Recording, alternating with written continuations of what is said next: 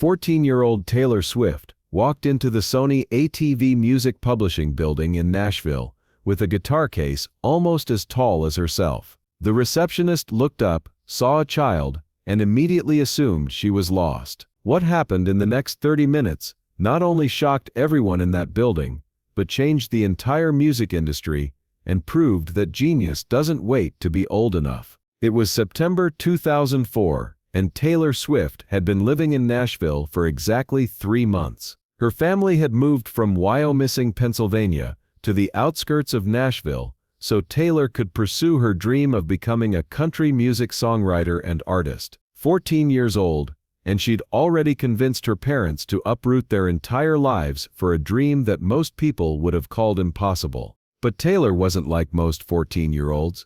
She'd been writing songs since she was 12, teaching herself guitar, studying the craft of songwriting, like other kids, studied for school tests. She'd spent 2 years in Pennsylvania, sending demos to Nashville, getting polite rejection letters that all said the same thing: "You have potential. Come back when you're older." So she'd come to Nashville, not to wait, not to prepare, but to make it happen now. The problem was that Nashville wasn't exactly waiting with open arms for a teenage girl from Pennsylvania. She'd been in Music City for 3 months, and every door she'd knocked on had remained firmly closed. Record labels told her she was too young. Managers said they didn't work with minors. Established songwriters had no interest in co-writing with a child. Taylor had learned quickly that in Nashville age mattered more than talent. The music industry was run by adults who believed that great songs came from life experience, that you couldn't write meaningful music until you'd lived enough to have something meaningful to say.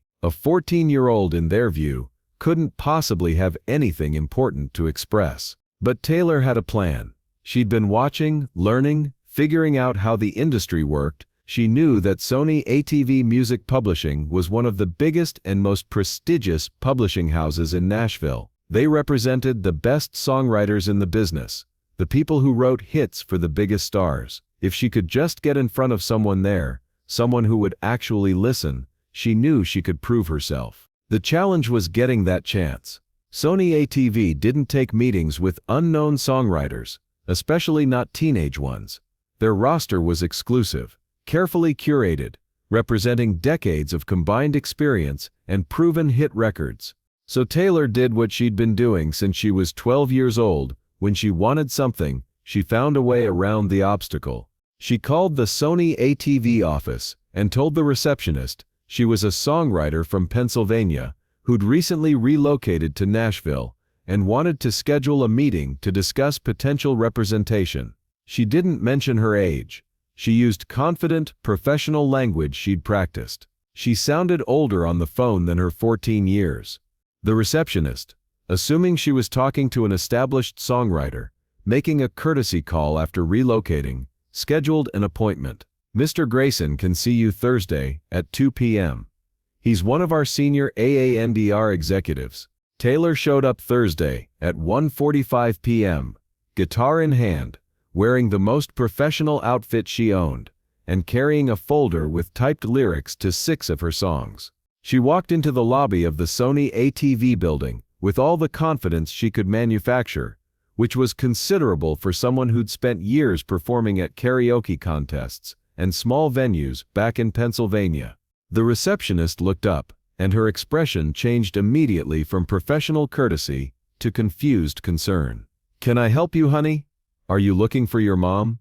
"I'm Taylor Swift," Taylor said, keeping her voice steady. "I have a 2 p.m. appointment with Mr. Grayson." The receptionist blinked. You're the songwriter from Pennsylvania?" "Yes, ma'am." The receptionist looked at her computer screen, then back at Taylor, clearly trying to process this.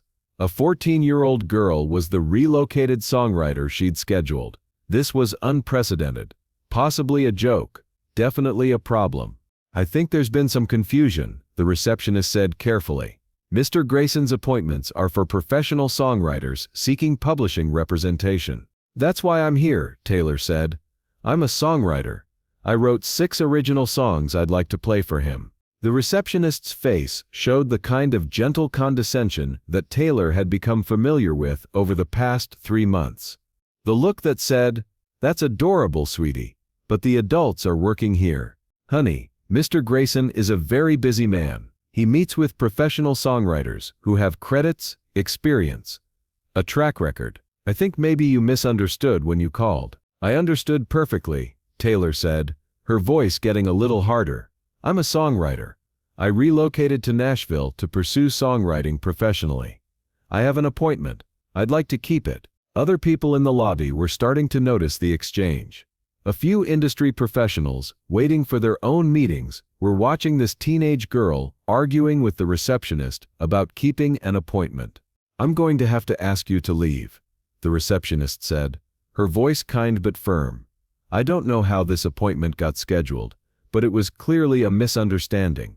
Taylor felt her face getting hot. She'd come so far, worked so hard, moved her entire family to this city, and she was being turned away by a receptionist who wouldn't even give her a chance. "I have 6 songs," Taylor said, loud enough that everyone in the lobby could hear. "I wrote all of them, the lyrics, the melodies, everything. I've been writing songs since I was 12 years old. I taught myself guitar so I could write them. I moved my whole family here from Pennsylvania because I believe I can do this, and I'm asking for 30 minutes of someone's time to listen. That's all. Just listen." The lobby had gone quiet. About a dozen people were now watching this confrontation. This 14-year-old girl making her case to an industry that had already decided she was too young to matter. The receptionist was about to respond when Taylor did something that would become legendary in Nashville music circles. She sat down right there in the lobby, opened her guitar case, and started tuning her guitar. "If Mr. Grayson won't listen," Taylor said, her voice carrying across the lobby, "maybe someone else will." And then she started playing.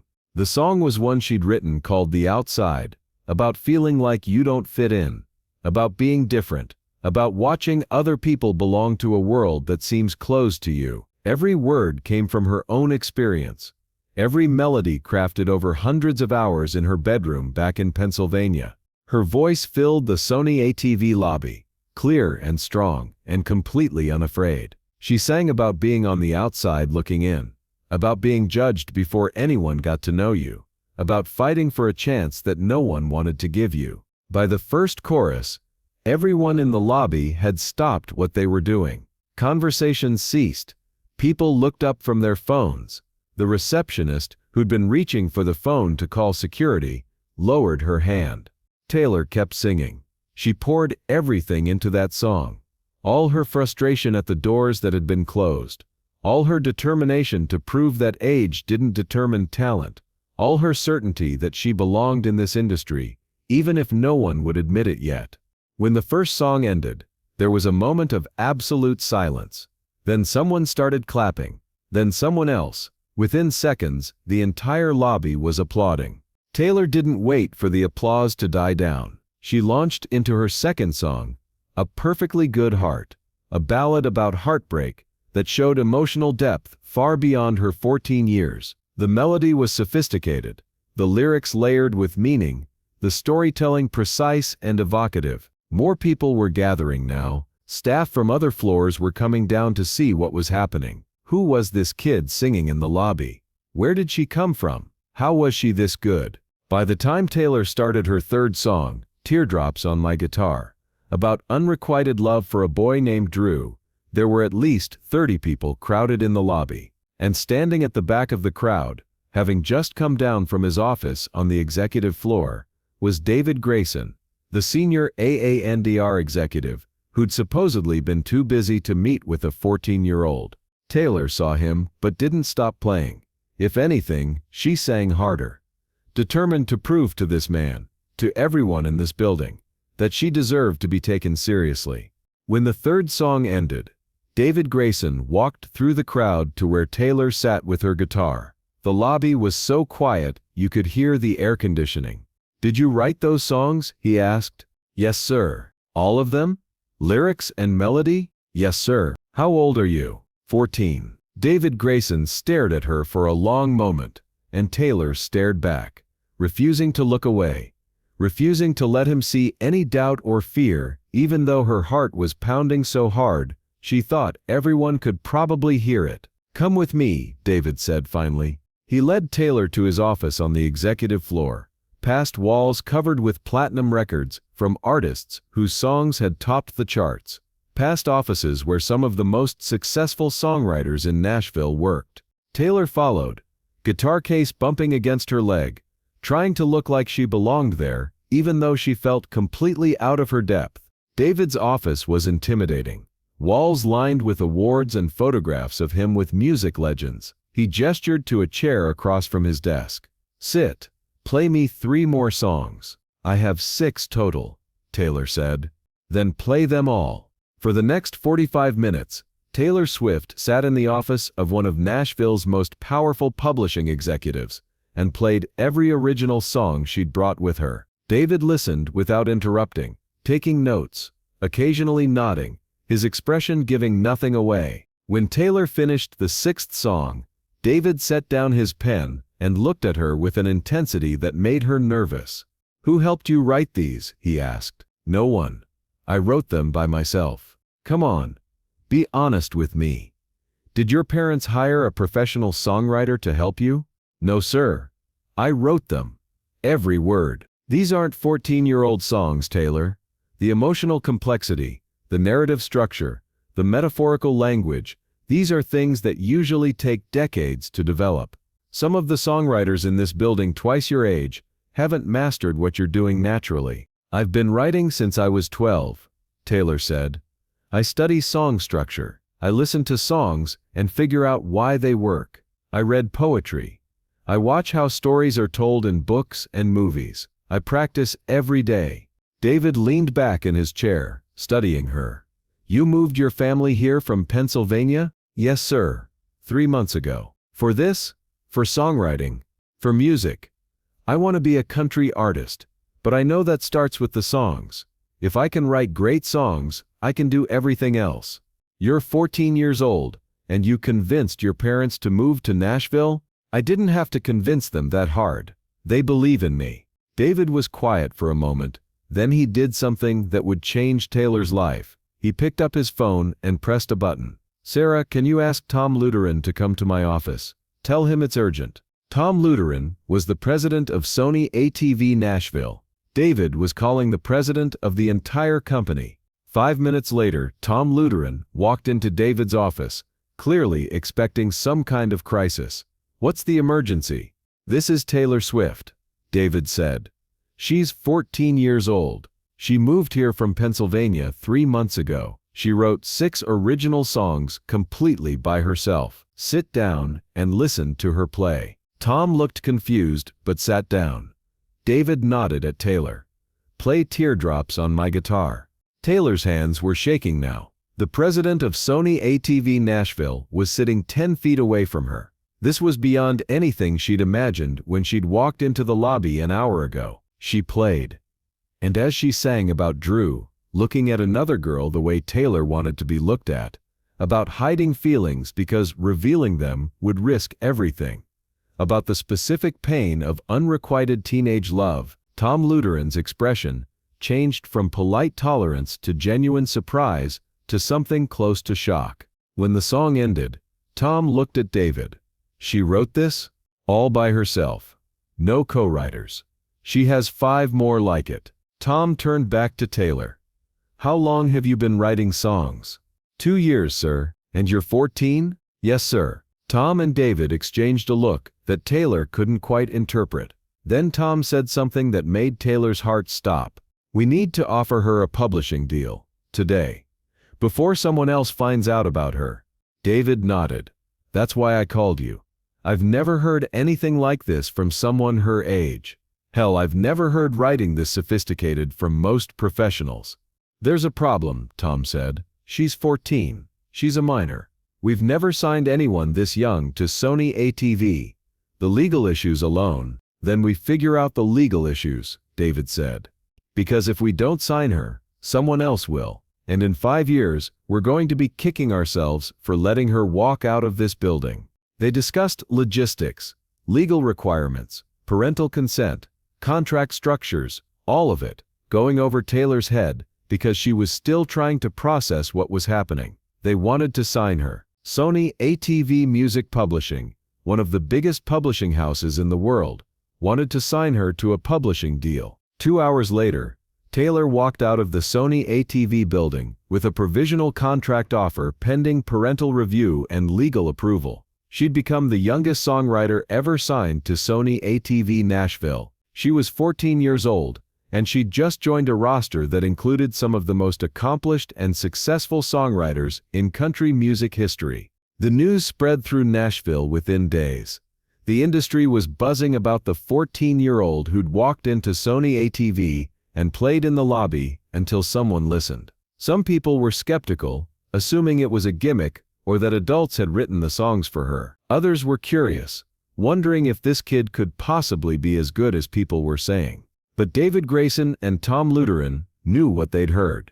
They'd been in the music business long enough to recognize genuine talent when they encountered it, regardless of the age of the person delivering it. Taylor's parents flew to Nashville that weekend to review the contract.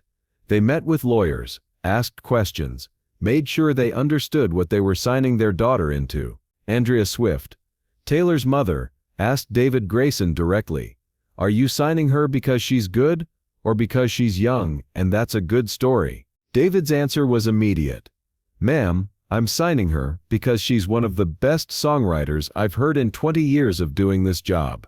Her age is irrelevant, except that it makes what she's doing even more remarkable." The contract was signed in October 2004. Taylor Swift, at 14 years old, became the youngest staff songwriter in the history of Sony ATV Music Publishing House. She was given an office in the building where she'd performed in the lobby, a space where she could write and collaborate with the professional songwriters who'd spent decades in the business. Some of those older songwriters were resentful. Who was this kid, getting an office and a deal when she hadn't paid her dues? But most of them became believers after the first co-write session. After seeing Taylor work, understanding how she constructed songs, witnessing the depth of her talent. The story of Taylor performing in the Sony ATV lobby became Nashville legend, told and retold, growing in the telling but never needing much embellishment, because the truth was already extraordinary enough. A 14-year-old girl with a guitar, refusing to take no for an answer, performing in a lobby because no one would give her a meeting, proving that talent doesn't need permission to be remarkable. That deal at Sony ATV opened other doors. Within months, Taylor would sign with Big Machine Records, becoming their first artist.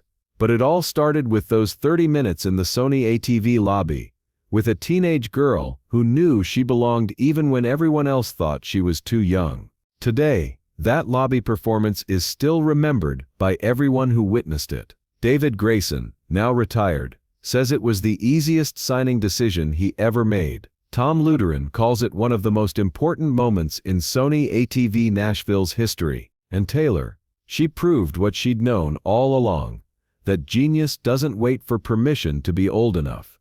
That great songs come from wherever great songs come from, regardless of the age of the writer, and that sometimes the most important thing you can do is refuse to leave until someone listens. If this story of refusing to take no for an answer and proving that age is just a number moved you, make sure to subscribe and hit that like button. Share this with someone who needs to know that you're never too young to be great at something. Have you ever been told you were too young for your dream? Let us know in the comments, and don't forget to ring that notification bell for more incredible true stories about the power of believing in yourself when no one else does.